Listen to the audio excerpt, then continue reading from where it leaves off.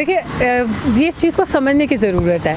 आज ये चुप इसलिए 2012 की आप बात करें, मैंने भी देखे इनके ट्विटर हैंडल से इनके आए थे कि अब हमें साइकिल पे जाना चाहिए। बहुत सारा प्रचार इन्होंने इस तरीके का किया। आई थिंक तब ज़्यादा कॉस्टली भी नहीं था पेट्रोल और डीजल, लेकिन इन्होंने इतना प्रचार किया। समझने की ज़रूरत है। आई थिंक तब वॉइस ऑफ डिसेंट जो है ना, ऑपोजिशन को सुना जाता था। तब ऐसा नहीं था कि डराया और धमकाया जाता था, तब आप कुछ बोल सकते थे। अब सिचुएशन ऐसी है, ये लोग क्यों बोलते नहीं है, जो मैं एनालाइज कर पा रही हूँ। एक तो बीजेपी की सरकार है, बीजेपी की सरकार, ऊपर से ये उन्हीं के लोग हैं। अब उनके लोग उन्हीं के साथ सवाल कैसे करेंगे। रीज़न ये उठता है कि आज हमारे पास वॉइस फ्रीडम नहीं है आवाज़ उठाने का। आप थोड़ी सी आवाज़ उठाओगे, आपको डराया धमकाया जाएगा। प्लस आप इतने बड़े बड़े उद्योगपतियों की बात करें, जिसमें आप अमिताभ बच्चन कह रहे हैं, अक्षय कुमार को तो आप बहुत अच्छी तरह से जानते हैं। अक्षय कुमार और मोदी जी के रिश्ते को भी आप बहुत अच्छी तरह से जानते हैं। प्लस अनुपम खेर की भी जो रियलिटी है वो भी आपने बहुत अच्छे से देखी है कि वो किस तरह हर चीज़ को बीजेपी के पक्ष में ही बोलते हैं। So you need to understand here कि आप समझते हैं ना कि अगर वो बीजेपी के खिलाफ आवाज़ उठाएंगे, कोई भी चीज़ बीजेपी के अगेंस्ट बोलते हैं, तो जहाँ काला धन उनका है तो वहाँ इनका भी तो होगा।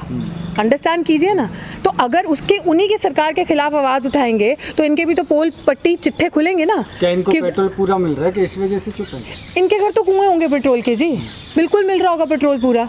और वो स्मृति ईरानी जी देखो कितना वायरल हो रहा है, आप सबने भी देखा होगा। कहाँ वो चिल्लाती थी, उठ के एकदम घर से बाहर रैलीज निकालती थी, पूरे देश को हिला के रख देती थी। आज कहाँ है वो? चुप्पी साधी है।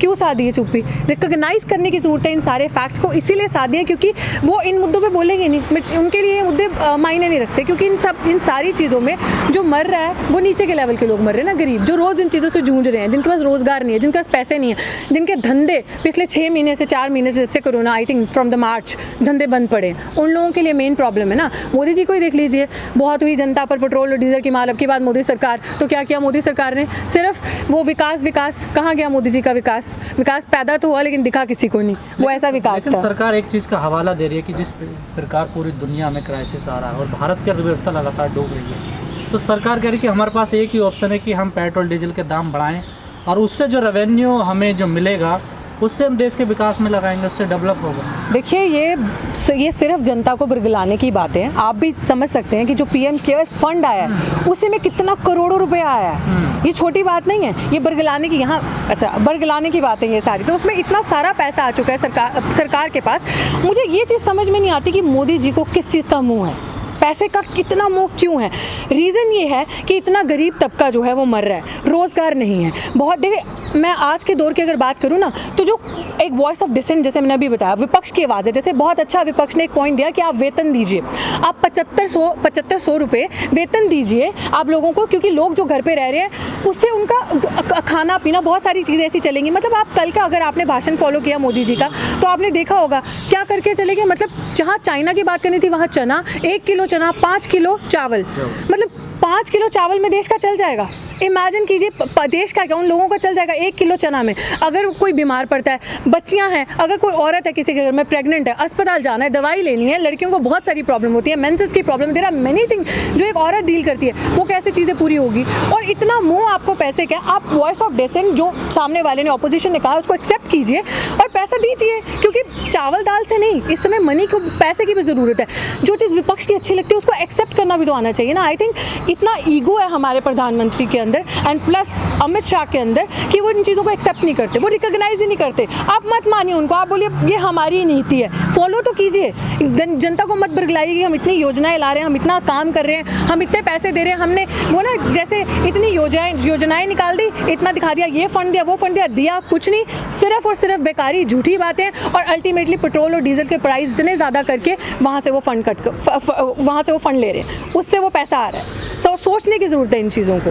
देखिए ये ढोंग ही करते हैं, ये पप्पेट है, ये जो पप्पू सामने वाले को बोलते हैं, असली पप्पू ये हैं। I am not fan of Rahul Gandhi कि किसी को लगे कि उनकी पॉलिसीज को बहुत वो करके दिखा रही है highlight. I am just think actually Pappu और पप्पेट ये लोग हैं। इन लोगों को आका इशारा करेगा तो नाचेंगे ना। वो देखा बंदर चाबी भरते हैं तो वो फड़फड़ाने लगता है, तो जब तक चाबी नहीं भरेगी तो फड़फड़ाएंगे कैसे बोलेंगे। और अनुपम खेर तो obviously his wife is working in BJP, MP है, तो part of a party, then how can he go against the party, क्योंकि आपकी जेबें गर्म है ना। Same as the Godi media does, जैसे गोदी मीडिया करता है वैसे ये भी करते हैं। ये भी तब बोलेंगे जब आका चाबी भरेगा, तब बोलेंगे। हाँ, राष्ट्रवाद की बात आएगी तो ये सबसे पहले आएंगे, दंगों की बात आएगी, नफरत की बात आएगी, हिंदू मुस्लिम की बात आएगी, they will come at front. अभी देख लीजिए ना, आपको जॉर्ज फ्लॉयड अमेरिका के काले अंग्रेज पे आपने बवाल मचा दिया, हर एक एक्टर की डीपी, जब अपने ही देश का मरे, अपने ही देश के दो, वो फिनिक्स और I am forgetting the first name, वो पहला नाम क्या था, तमिलनाडु वाले, एक नाम याद है मुझे फिनिक्स है और आई डोंट रिमेंबर एनीवेज। तो जब वो लोग मरे तो जब चुप्पी साधी है। अपने देश के लोग नहीं, अपने देश की जाने जाएं तो कुछ नहीं, अपने देश के लोग मतलब जब दिल्ली में आपने देखा वो हादसे होते हैं, I don't know if you have followed that news, वो जो अभी RSS का आया है, आई होप आपने फॉलो किया हो, जो उनको उन पर कार्रवाई की जा रही है। आपको नहीं लगता कि लेट कार्रवाई की जा रही है? आप पत्रकार हैं, मैं आपसे पूछ रही हूँ, आप मुझे बताओ, अगर आप सुफूरा को 70-75 दिन के लिए अंदर रख सकते हैं, आप कपिल मिश्रा जैसे हेट स्पीच देने वाले इंसान को, जो पूरा एक दंगे का नक्शा हमें पहले ही बता देता है जब ट्रम्प थे कि हम 4 दिन का इंतजार करेंगे उसके बाद नहीं, आप उसको खुला छोड़े हैं, तो आप एक वो देते हैं ना जनता को, आप उत्साहित करते हैं और उनका प्रोत्साहन बढ़ाते हैं कि ठीक है विल बी, हम क्राइम करेंगे, हम हिंदू बोल के कुछ ऐसा काम करेंगे, will get save by BJP, क्योंकि आप उनको नहीं करते। अल्टीमेटली आप जेल में डालते हैं सफूरा जैसे बच्चों को, अल्टीमेटली आप ऐसे एक्टिविस्ट को अंदर डालते हैं जो अपने डेमोक्रेटिक राइट से कॉन्स्टिट्यूशनल राइट है आपका, डेमोक्रेटिक राइट है आप आवाज़ उठाना, आप विपक्ष के खिलाफ या किसी के खिलाफ भी बोल सकते हैं, आप उनको नहीं, लेकिन जो दंगों की जुबान बोलता है आप उसको खुला छोड़ते हैं। RSS प्रोजेक्ट हैं वो हिंदुत्व को ही फैलाते हैं और वो उसी चीज़ को आगे लेके आए, भगवाकरण है हिंदुत्व का। आपने देखा उनकी जर्नी देखी होगी गुजरात से, जो वो यहाँ करते आए, गुजरात में CM थे जब दंगों को लेकर आके आज PM बन गए।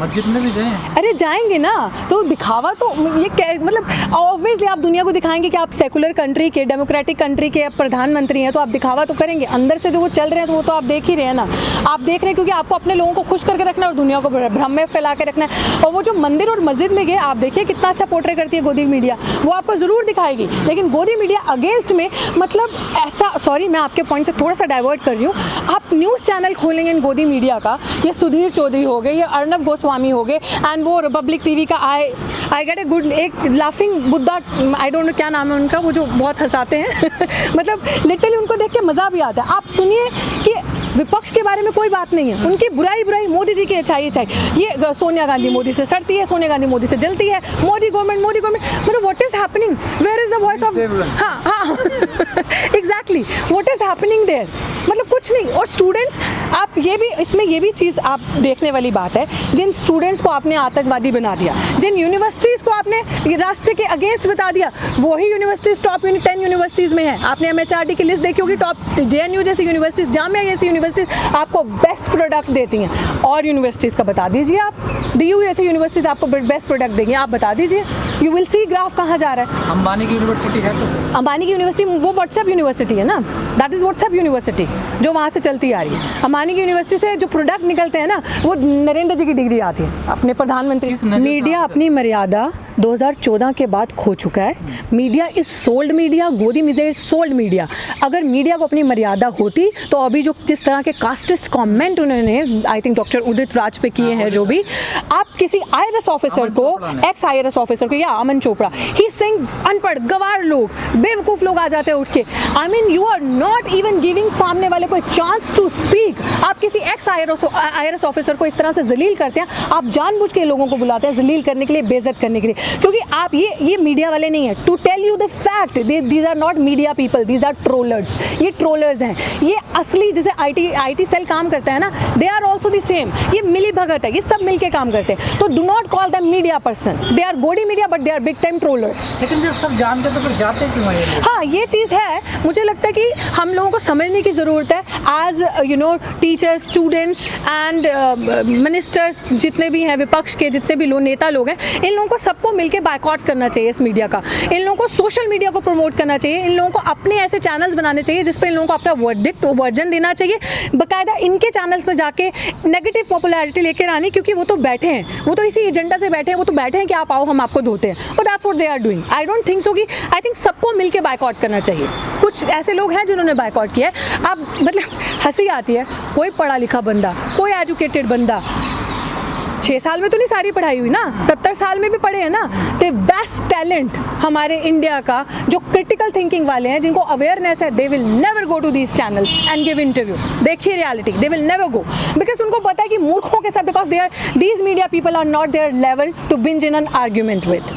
अक्षय कुमार से बड़ा सरकार का एजेंट कौन है? अब अक्षय कुमार के fans would get angry after hearing this statement, but उससे बड़ा सरकार का एजेंट और कौन है? जो कि आप किसी, अगर हमारे प्रधानमंत्री जी को भी इंटरव्यू देना तो पीसी करो ना आप लोग मीडिया वालों को। हाँ, वही तो मैं बता रही हूँ कि अक्षय कुमार जैसे बंदे को बुलाते हैं, जितना उसका ये है तो उतना पैसे से तो ये नहीं आता ना। नॉलेज तो पढ़ाई से, ज्ञान तो आप प्राप्ति करते हो when you have a historical clarity ना, अंडरस्टैंडिंग है। तो आप जब बेवकूफ़ियाना बातें करोगे, ऐसे बंदे को इंटरव्यू दोगे तो वो तो ये पूछेगा ना हम काट के खाते हैं कि चूस के खाते हैं, तो हमारे 56 इंच भी यही जवाब देंगे। मैम, एक साध्वी प्रज्ञा का बयान आया कि किसी विदेशी महिला का बेटा राष्ट्रवादी नहीं हो सकता। राहुल गांधी की तरफ उनका इशारा था बिना नाम। इस तो बयान को कैसे देखते हैं आप? तो मेरे लिए तो फिर स्मृति ईरानी भी बाहर से है। Once you are married, you know, उनके हस्बैंड कहाँ से, उनके बच्चे कैसे राष्ट्रवादी होंगे? बहुत सारी चीज़ें ऐसी हैं कि आप मतलब इस तरह से कह रही हैं कि मतलब coming this statement from Pragya is itself a joke. आप प्रज्ञा जी का तो हक ही नहीं बनता जाके एमपी की कुर्सी पे बैठना, पहली बात है। तो जो वो इस तरह के कह रही है कि जैसे उसका उसने ये कमेंट किसके लिए किया? राहुल गांधी के लिए ना। तो राहुल गांधी के पापा कौन थे? राहुल गांधी के पापा कौन थे? राजीव गांधी। राहुल गांधी की दादी कौन थी? इंदिरा गांधी थी ना। तो ये मुझे आप बात का जवाब दिया, आप मीडिया वाले बंदे, कि उसका हक ज़्यादा है यहाँ पे, स्मृति ईरानी जैसी औरत का हक ज़्यादा है यहाँ पे। ऐसे एजेंडों में आपको फंसाएंगे कि जनता को ब्रिगला देंगे। आप उन चीज़ों पे, आप सोनिया गांधी को फिर से धोने लगेंगे, आप सोनिया गांधी की फिर से बुराई करने लग पड़ेंगे। आप बताएंगे वो विदेशी है, उसके बेटे को कुछ नहीं आता। आप बताएंगे उसका बेटा पप्पुआ आलू में से वो निकालता है, सोना निकालता है। This is what you are gonna tell, but the reality is that आपने कुछ नहीं किया इस दौर में। 6 साल के दौर में आपने कुछ नहीं किया। आपकी सरकार ने कोई डेवलपमेंट नहीं करी, कुछ नहीं करी। और आप जैसा, मेरे जैसे लोग जो हैं वो सवाल करेंगे कि भैया रोज़गार दे दो, नौकरी दे दो। जो इतने लोग दिल्ली छोड़ के, बड़ी बड़ी जगहों छोड़ के वापस भागे घर, वो बोलेंगे नौकरी दो, रोज़गार दो, खाना दो। वो कुछ नहीं है उनके पास। तो ये पार्टी का बयान होता है या फिर ये इनका खुद बयान होता है? पार्टी का जी, पार्टी ऑफ कोर्स। ऐसे मतलब हंसी आती है इन लोगों पे, ऐसे मूर्ख लोग पाले हुए हैं अपनी पार्टी में जिनको कुछ नहीं पता है कि कुछ। आपने कभी उनको बात करते देखा है? She doesn't know anything. गाय गोबर खाने से कैंसर, गाय के ऊपर हाथ फेरो तो आपका बीपी लो हो जाएगा। That's what she talks. And coming to this point, look at our Ramdev Baba, he is now challenging this मंत्रालय, आयुष मंत्रालय। ही इज सेइंग कि आयुष मंत्रालय को सब्र रखना चाहिए। मैं सही हूँ, आयुष मंत्रालय गलत है। उन्होंने कोई परमिशन नहीं दी। बाबा जी कोरोनो, क्या नाम है उसकी, वो कोरोनिल का, हाँ कोरोनिल ले आए बाबा जी। मतलब कमाल है, कुछ भी बोलते हैं ये लोग। और ऐसा नहीं है कुछ भी बोलते हैं, आता है लिख कर, क्योंकि ध्यान भटकाना है ना। थोड़ी सी बेवकूफ़ी तुम कर दो, पता है मूर्ख है, बोल देंगे जो बोलेंगे, चाबी भर दी इसको, तो वो ये चालू हो जाते एकदम फड़फड़ाने के लिए। तो यही सारा इनका काम है, ऐसे ही तो काम करेंगे ना। अब आप हंसोगे भी और आप देखोगे भी, आपका ध्यान डाइवर्ट होगा। तो आप चाइना की बात थोड़ी करोगे जो सर्जिकल स्ट्राइक किया है, जो surgical strike, I mean surgical, exactly that's a surgical strike. के सामने प्रधानमंत्री ने सरेंडर कर दिया। ऑफ कोर्स 56 इंच का सीना where is in front of China, of course surrender है।